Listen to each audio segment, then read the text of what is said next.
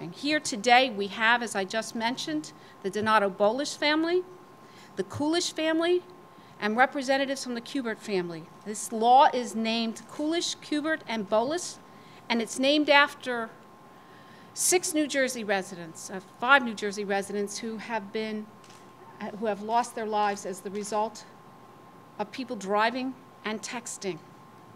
Their stories are heartbreaking, and I don't think we can tell those stories often enough.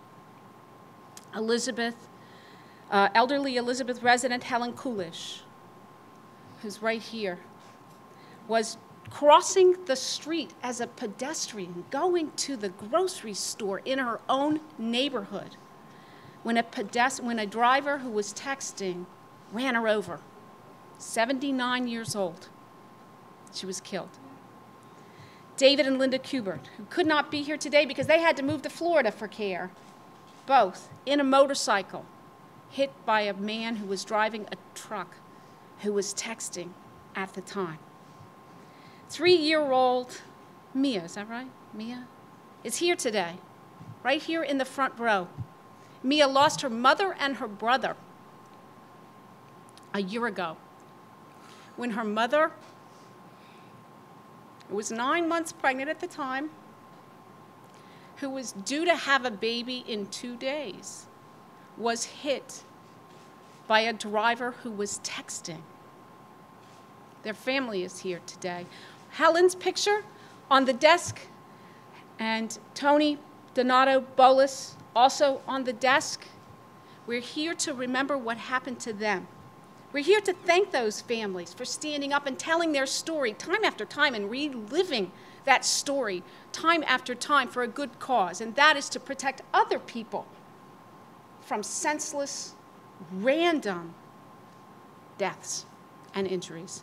The statute itself is not an enhancement of penalties, and the Assemblywoman's going to talk about that in a minute. The statute itself just increases the tools available to a prosecutor to charge reckless driving. If you drink and drive, you're reckless. The prosecutor can charge you with that. Now, if you text and drive, you can be charged with reckless driving. Ask these families what the drivers of the cars that killed their loved ones were charged with, and you will hear traffic ticket. That's simply unacceptable. Simply unacceptable. And this law gives the prosecutors the tools they need to charge what really happened the day these family members were injured. So it's a vehicular homicide. It doesn't change the law. It doesn't enhance the penalties. It just adds into the crime of vehicular homicide recklessness involving texting while you're driving. The crime is a second-degree crime punishable by imprisonment of 5 to 10 years, a fine of up to $150,000, or both. It also allows for a reckless charge to be lodged against anyone who's texting and who just hits someone with an automobile. That's a 4th-degree crime. If serious bodily injury occurs, more than just a ticket can be charged. More than just a traffic violation can now be charged by the prosecutor. If you wouldn't drink and drive, ladies and gentlemen, you should not text and drive.